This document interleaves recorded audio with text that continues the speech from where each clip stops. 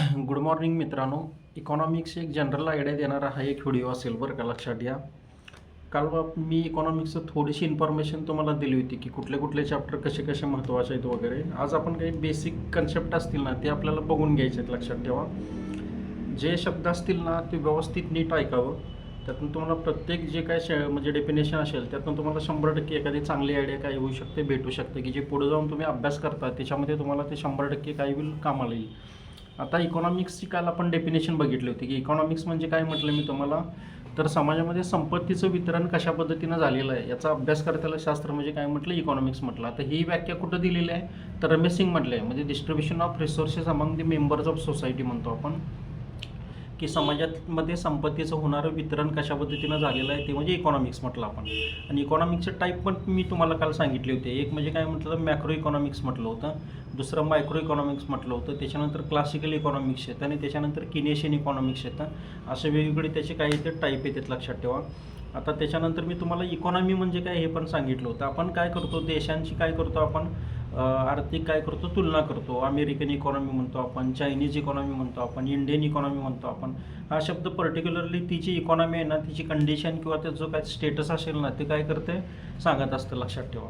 आता त्याच्यानंतरचा पार्ट जो आपल्याला बघायचा आहे ते इकॉनॉमिक्सचे काही कोर कन्सेप्ट असतील ना ते थोडेफार आपल्याला काय करायचे, बघून घ्यायचे. आता इकॉनॉमिक्स म्हणजे काय तुम्हाला कळालं असेल, तर इकॉनॉमिक ॲक्टिव्हिटी हे पण तुम्हाला लक्षात आलं पाहिजे. त्याला आपण आर्थिक काय म्हणतो, आपण क्रिया म्हणतो. आता उदाहरणार्थ प्रोडक्शन घ्या, डिस्ट्रीब्युशन घ्या आणि कंझम्पशन घ्या. या 3 बेसिक गोष्टी आहेत, लक्षात ठेवा. प्रोडक्शन म्हणजे काय, तर वस्तू आणि सेवांचं काय म्हटलं आपण, त्याला उत्पादन म्हणतो.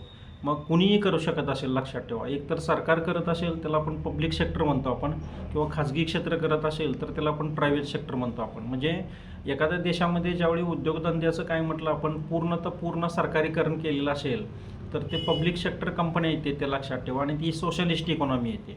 आणि एखाद्या क्षेत्रामध्ये उत्पादन असतं ते पूर्णतः खाजगी क्षेत्रावरती केलं जातं. सरकार त्याच्यामध्ये कुठल्याही पद्धतीचा स्वतःचा रोल काय करत नाही, ठेवत नाही, किंवा देशाचं शासन काय करतं, स्वतःचा रोल त्याच्यामध्ये ठेवत नाही. तर असं जे क्षेत्र असतं ते प्रायव्हेट सेक्टर असतं आणि त्याला कॅपिटलिस्ट काय म्हणतो आपण, त्याला इकॉनॉमी म्हणतो, लक्षात ठेवा. आणि आपण जे स्वीकारलं होतं ते आपण काय केलं होतं, तर मिक्सड इकॉनॉमी होती. मिक्सड इकॉनॉमी याचा अर्थ काय होतो, तर को एक्झिस्टन्स ऑफ पब्लिक आणि प्रायव्हेट सेक्टर म्हणतो आपण. म्हणजे इकॉनॉमीमध्ये सरकारी क्षेत्र पण असतं आणि काय म्हटलं आपण त्याला खाजगी क्षेत्र म्हणतो ना, ते सुद्धा असतं. आता तुम्ही ज्यावेळी इंडस्ट्रियल पॉलिसी करता त्यावेळी तुम्हाला 1948चं औद्योगिक धोरण, 1956चं औद्योगिक धोरण तुम्हाला करावं लागतं. त्यावेळी तुम्हाला लक्षात येईल की 1956च्या औद्योगिक धोरणामध्ये उद्योगधंद्याचं वर्गीकरण केलं होतं की कुठल्या क्षेत्रामध्ये सरकारी क्षेत्र असेल आणि कुठलं क्षेत्र खाजगी क्षेत्रासाठी काय असेल, खुलं असेल.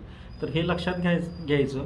आणि इथं ते तुम्ही काय करा, लक्षात ठेवा. प्रोडक्शन म्हणजे मी तुम्हाला काय म्हटलं आपण, तर गुड्स आणि सर्व्हिसेसचं काय म्हणतं, प्रोडक्शन म्हटलं मी तुम्हाला. आणि ते कोण करू शकतं म्हटलं, पब्लिक सेक्टर करू शकते किंवा प्रायव्हेट सेक्टर काय म्हटलं आपण त्याला करू शकतं म्हटलं, किंवा मिक्सडही असू शकतं की उद्योगधंद्याचं वर्गीकरण करून ते मिक्सड, ज्याला अशा पद्धतीनं काय केलं असतं ते डिस्ट्रीब्यूट केलेलं असतं. हा एक झालं प्रोडक्शन कन्सेप्ट. दुसरा कुठला येतो, तर डिस्ट्रीब्युशन येतं. डिस्ट्रीब्युशन येतं याचा अर्थ काय, वितरण म्हणतो आपण. ज्या वस्तू आणि सेवा आहेत का नाही त्याचं काय केलं जातं, डिस्ट्रीब्युशन केलं जातं. मग तिथंही पुन्हा पब्लिक सेक्टर करेल किंवा प्रायव्हेट सेक्टर करेल, लक्षात ठेवा. त्यानंतर तिसरा कन्सेप्ट येतो तो कंजम्पशन येतो, लक्षात ठेवायचा. कंजम्पशन याचा अर्थ काय, उपभोग. मग उदाहरणार्थ का नाही, कच्चा माल असेल किंवा पक्का माल असेल त्याचा वापर कोण करतं त्याच्यावरती ते काय असतं, अवलंबून असतं. त्यामुळे इथं 2 गोष्टी लक्षात ठेवायच्या, 3 गोष्टी लक्षात ठेवायच्या. एक, गुड्स आणि सर्व्हिसेसचं प्रोडक्शन म्हटलं. दुसरी गोष्ट काय म्हटलं मी तुम्हाला, त्याचं डिस्ट्रीब्युशन म्हटलं. आणि तिसरी गोष्ट तुम्हाला काय म्हटलं मी, त्याचं कंजम्पशन म्हटलं. त्यामुळे 3ही गोष्टी तुम्ही लक्षात ठेवा. त्याच्यानंतरचं जे कन्सेप्ट येतो तो म्हणजे कन्सेप्ट ऑफ डिमांड आणि सप्लाय म्हणतो आपण. आता डिमांड म्हणजे काय, तर वस्तू आणि सेवांची मागणी ज्याला म्हटलं आपण, लक्षात आलं का. आणि सप्लाय याचा अर्थ काय, वस्तू आणि सेवांचा काय होतो, पुरवठा होतो. ते एक फ्लो असतं बरं का, लक्षात ठेवा.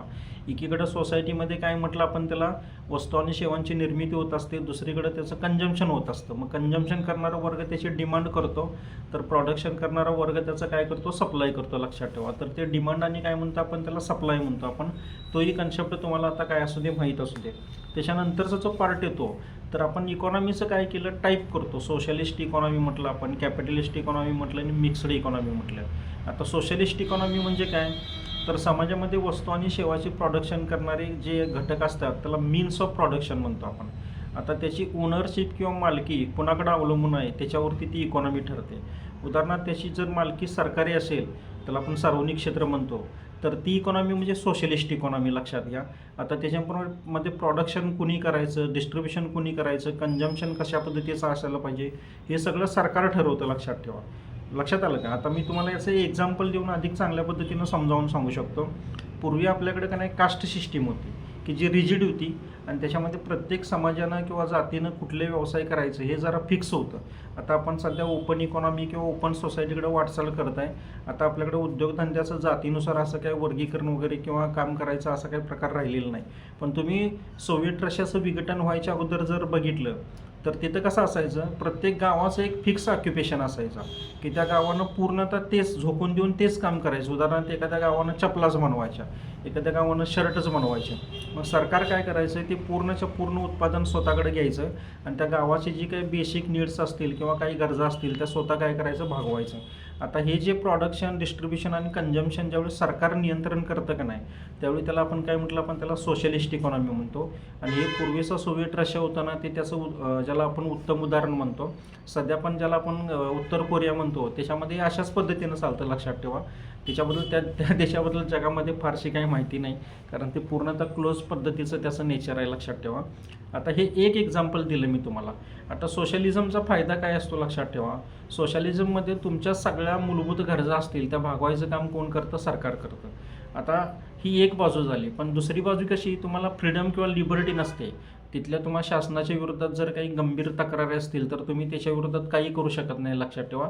थोडक्यात ती एक डिक्टेटरशिप म्हणतो ना आपण, तशा पद्धतीने ते काम करते म्हटलं तरी चालतं. ते एक झालं बरं का, लक्षात ठेवा. दुसरा कन्सेप्ट येतो तो कुठला येतो, कॅपिटलिझमचा येतो. आता कॅपिटलिझमला आपण दुसरा त्याला एक शब्द वापरतो, त्याला लेसर्स फेअर म्हणतो आपण, लक्षात ठेवा. आता तिचं काय असतं, तिथं मीन्स ऑफ प्रोडक्शन असतात का नाही, ते सगळे प्रायव्हेट ओनरशिप असतात. याचा अर्थ काय, कुणी कुठल्या वस्तूची निर्मिती करायची, त्याचा प्राइसेस किंवा त्याचा भाव काय ठरवायचं, हे सगळं सरकारनं ठरवतं. पूर्णतः खाजगी क्षेत्र काय करतं, ठरवत असतं, लक्षात ठेवा. त्यामुळे तिथं उत्पादन साधनांची जी काही मालकी असेल का नाही, ज्याला मीन्स ऑफ प्रोडक्शन म्हणतो, तर ती प्रायव्हेट असते. त्यामुळं तिथं जे उत्पादन केलं जातं ते लोकांच्या गरजेच्या पोटी केलं जात नाही, तर मार्केटचे डिमांड किंवा ज्याला प्रॉफिट मोटिवेशन म्हणतो किंवा नफ्याच्या हेतूनं म्हणतो, ते काय केलं जातं, लक्षात ठेवा. तर हे जे येतं ते कुठलं येतं म्हटलं आपण, त्याला कॅपिटलिस्ट इकॉनॉमी म्हणतो ना, ते येतं. आणि तिसरा जो प्रकार येतो तो म्हणजे कुठला येतो म्हटलं आपण, तर त्याला मिक्स्ड इकॉनॉमी म्हणतो. मिक्स्ड इकॉनॉमी याचा अर्थ काय, मगाशी जसं मी तुम्हाला सांगितलं की को existence of public and private sector, म्हणजे एकाच वेळी इकॉनॉमीमध्ये पब्लिक सेक्टरसुद्धा असेल आणि प्रायव्हेट सेक्टरसुद्धा असू शकतं, लक्षात ठेवा. मग त्याच्यामध्ये सरकार काय करतं की उदाहरणार्थ काय करतं, वस्तू आणि सेवाचं उत्पादन कोणी करायचं ते काय करतं, ठरवतं. काही उद्योग किंवा काही व्यवसाय असतील ते सरकारी क्षेत्रासाठी काय केले जातील, ज्याला आपण काय म्हटलं, सरकारी क्षेत्राच्या मालकीचं ठेवलं जातील. आणि ज्या ठिकाणी सरकारची मालकी आवश्यक नाही वाटतं असे सगळे उद्योग काय असतील, प्रायव्हेट सेक्टरसाठी खुले असतील, की जिथं प्रायव्हेट सेक्टर काय करेल, स्वतः प्रोडक्शन करेल, त्याचं डिस्ट्रीब्युशन करेल आणि काय करेल, त्याची विक्री करून काय म्हटलं आपण, त्याला प्रॉफिट किंवा ज्याला आपण नफा म्हणतो ना आपण, तो मिळवल म्हणतो. आता हे जे काय म्हटलं आपण मिक्स्ड इकॉनॉमी म्हटलं, लक्षात ठेवा. तर हे 3 टाईप येते. एक काय म्हटलं, सोशलिस्ट इकॉनॉमी म्हटलं. दुसरं काय म्हटलं मी तुम्हाला, कॅपिटलिस्ट इकॉनॉमी म्हटलं, की ज्याच्यामध्ये काय म्हटलं मी तुम्हाला, मार्केट इकॉनॉमी म्हणतो आपण, की बाजारातलं जे डिमांड आणि सप्लायचं तत्व असेल त्याच्यानुसार वस्तू आणि सेवांचे भाव ठरतील, त्यांच्या किमती ठरतील, त्याचं उत्पादन किंवा त्याची विक्री काय म्हटलं आपण, त्याला केली जाते म्हटलं. आणि तिसरा जो कन्सेप्ट येतो तो कुठला येतं म्हटलं मी तुम्हाला, तर मिक्स्ड इकॉनॉमी म्हटलं ना, ते येतं, की ज्याच्यामध्ये दोन्ही सेक्टर्स काय म्हटलं, दोन्ही सेक्टर्स असतील, प्रोडक्शन, डिस्ट्रीब्युशन आणि कन्झम्पशन करतील, लक्षात ठेवा. आता हे करत असताना तुम्ही ज्यावेळी इंडियन इकॉनॉमीचे ज्यावेळी अभ्यास करता त्यावेळी तुम्हाला इंडस्ट्रियल पॉलिसी वगैरे करताना अधिक चांगल्या पद्धतीने ते तुमच्या लक्षात येईल. आता हे 3 कन्सेप्ट कळाले. आता याच्यानंतरचा जो पार्ट येतो तो कुठला येतो, लक्षात ठेवा. तर इकॉनॉमीची 3 सेक्टर्स आहेत, लक्षात ठेवायचं. एक ॲग्रिकल्चर सेक्टर, दुसरं इंडस्ट्री सेक्टर आणि तिसरं येतं ते सर्व्हिस सेक्टर येतं. आता जे ॲग्रिकल्चर सेक्टर असतं त्याचा जर तुमच्या इकॉनॉमीमध्ये GDPतला वाटा 50% जर अधिक असेल तर त्या इकॉनॉमीला ॲग्रिकल्चरल इकॉनॉमी म्हणायचं, लक्षात ठेवायचं. GDPमध्ये काय म्हटलं मी तुम्हाला, 50% अधिक हिस्सा जर ॲग्रिकल्चर सेक्टरमधनं येत असेल तर त्याला आपण काय म्हटलं, आपण त्याला ॲग्रिकल्चरल काय म्हणतो, आपण इकॉनॉमी म्हणतो. आता हे पहिला कन्सेप्ट झाला. दुसरा कुठला येतो, इंडस्ट्रियल इकॉनॉमी येतो. जर तुमच्या GDPमधला 50%पेक्षा अधिक हिस्सा जर इंडस्ट्री सेक्टरमधनं येत असेल तर त्याला इंडस्ट्रियल इकॉनॉमी म्हणायचं, लक्षात ठेवा. म्हणजे त्याच्यामध्ये लार्ज स्केल कसं असतं मी तुम्हाला म्हटलं, इंडस्ट्रीज उभा करून प्रोडक्शन काय केलं जातं, लक्षात ठेवायचं. आणि तिसरा जो प्रकार येतो त्याला सर्व्हिसेस सेक्टर इकॉनॉमी म्हणतो आपण. जर तुमच्या इकॉनॉमीमध्ये 50% अधिक हिस्सा सर्व्हिस सेक्टरमधला जर येत असेल तर त्याला आपण सर्व्हिस सेक्टर आधारित इकॉनॉमी किंवा सर्व्हिस इकॉनॉमी म्हटलं, सर्व्हिसेस इकॉनॉमी म्हटलं तरी चालतं. आता एक गोष्ट लक्षात ठेवा, जर प्रत्येक इकॉनॉमीची डेव्हलपमेंट बघितली तर आपल्याला काय वाटतं, सुरुवातीला ॲग्रिकल्चर सेक्टर असेल, त्याच्यानंतर इंडस्ट्री सेक्टर असेल आणि त्याच्यानंतर कुठलं असेल, सर्व्हिसेस सेक्टर असेल. आता हा क्रमानं आपण काय म्हटलं, इकॉनॉमीची डेव्हलपमेंट होईल म्हटलं, पण नेहमीच असं होईल असं नाही बरं का. कारण त्याला एक्झाम्पल आपण इंडियाचं आहे, लक्षात ठेवा. आपण सुरुवातीच्या काळात काय होतो तर ॲग्रिकल्चरल इकॉनॉमी होतो, की आपल्या GDPतला 50%पेक्षा अधिक हिस्सा कशाचा होता, ॲग्रिकल्चर सेक्टरचा होता. आपल्याकडे इंडस्ट्रियल सेक्टरची डेव्हलपमेंट ही कधीही 50%पर्यंत कधीच गेली नाही, लक्षात ठेवा. जेमतेम ती 30% आणि 25%च्या आत बाहेरच राहिले, लक्षात ठेवायचं. 30 आणि 25च्या मध्येच राहिलेले आहे. आपल्याकडे झालं कसं, ज्यावेळी आपण लिबरलायझेशन स्वीकारलं त्याच्यानंतरच्या काळात सर्व्हिसेस सेक्टरची ग्रोथ एकदम झपाट्यानं झाली. त्यामुळं इंडिया हा अपवाद आहे बरं का, लक्षात ठेवा. की आपण डायरेक्ट ॲग्रिकल्चर सेक्टरवरनं जी उडी मारली ती कुठं मारली म्हटलं मी तुम्हाला, सर्व्हिसेस सेक्टरमध्ये मारली म्हटलं तरी चालतं, लक्षात ठेवायचं. त्यामुळे ॲग्रिकल्चर सेक्टर, इंडस्ट्री सेक्टर आणि काय म्हटलं, सर्व्हिसेस सेक्टर, ही तीन ही काय म्हटलं आपण इकॉनॉमीची काय येतात, सेक्टर्स येतात म्हटलं. आणि ही काय येतात म्हटलं, यांचे ज्याला आपण लिनियर म्हणतो आपण, त्याला डेव्हलपमेंट व्हायला पाहिजे होती, पण आपण त्याला काय म्हटलं मी तुम्हाला, अपवाद आहे म्हटलं, लक्षात ठेवा.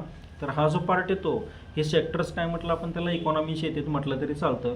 आता त्याच्यानंतरचा जो कन्सेप्ट येतो तो म्हणजे कुठला येतो, लक्षात ठेवा. तर त्याला काय म्हणतो आपण, त्याला इंडियन इकॉनॉमीची काय येतात, वैशिष्ट्य येतात. आता ती आपल्याला क्रमानुसार एक आपल्याला बघत जायचे बरं का. इंडियन इकॉनॉमीचं स्वातंत्र्यपूर्व काळातील काही वैशिष्ट्य होती आणि इंडियन इकॉनॉमीची स्वातंत्र्यानंतरच्या काळातली काही वैशिष्ट्य होती. आता ज्यावेळी एखादा कन्सेप्ट येईल का नाही, त्यावेळी मी तुम्हाला तो क्लिअर करत जाईन बरं का. हे जे मी तुम्हाला एक जनरल 2-4 कन्सेप्ट मी तुम्हाला सांगितलं, इकॉनॉमीमध्ये बरेचसे कन्सेप्ट आहेत बरं का. त्यावेळी तुम्ही बँकिंग करता त्यावेळी तुम्हाला काही गोष्टी माहिती करून घ्यायला लागतील, जिथं कन्सेप्टचा यूज केला जातो, लक्षात ठेवा. अजून असे काही चॅप्टर असतील, अनएम्प्लॉयमेंट असेल, बेकारी असेल, तिथं पण काही डेफिनेशन आहेत ना, ते आपल्याला करून घ्यायला लागतात, लक्षात ठेवायचं. आता शिकवताना मी जे शिकवल ते बऱ्याचदा दत्त सुंदरम असेल किंवा रमेश सिंग असेल, इकडूनचा डाटा असेल, तुम्हाला तो क्रॉस चेक करावा लागेल. म्हणजे मराठी पुस्तकं तुम्ही करा. आणि दुसरी एक महत्त्वाची गोष्ट कशी लक्षात घ्यायची, की क्लासेस ऑनलाईन असतील किंवा यूट्यूबचे असतील, ते तुमचे पूर्णतः तुमचे मार्गदर्शक होऊ शकत नाहीत, लक्षात ठेवायचं. तुम्हाला प्रचंड वाचावं लागेल. कन्सेप्च्युअल भाग तुम्ही इकडून माहिती करून घेतला तर अधिक चांगली गोष्ट आहे. त्यामुळे यूट्यूबवरचे लेक्चर्स केल्याने माझा रिझल्ट आला असं होत नाही. जे विद्यार्थी माझ्या आसपास पास होत आलेत त्यांनी प्रचंड वाचन केलेलं आहे आणि पुस्तकांची जागा कुणीही रिप्लेस करू शकत नाही, हे लक्षात ठेवा. नाही तर तुमचा भ्रम काय असायचा, की उडत ऐकलेले हे जे 4-5 लेक्चर्स असतील कुणाचेही कुठल्याही विषयाचे, त्याच्यावरनं आपला रिझल्ट येईल, हा कन्सेप्ट डोक्यातनं बाजूला काढून ठेवायचा, लक्षात ठेवा. त्यामुळे ऑनलाईन गायडन्स असतो, त्याच्याही लिमिटेशन्स आहेत. काही कन्सेप्च्युअल भाग तुम्ही माहिती करून घ्या, उरलेलं बाकी तुम्हाला प्रचंड वाचन करावं लागेल, की जे तुम्हाला रिझल्टकडे काय करेल की घेऊन जाईल, लक्षात ठेवा. थांबतो इथं. आपण नंतरच्या लेक्चरला मी इंडियन इकॉनॉमीची वैशिष्ट्य जे काय असतील ती काय करू, आपण डिस्कस करू. छोटे लेक्चरमधनं किंवा छोट्याशा व्हिडिओमधनं तुम्हाला अधिक चांगली माहिती द्यायचा प्रामाणिक काय केला जाईल, प्रयत्न केला जाईल. चालेल, ओके.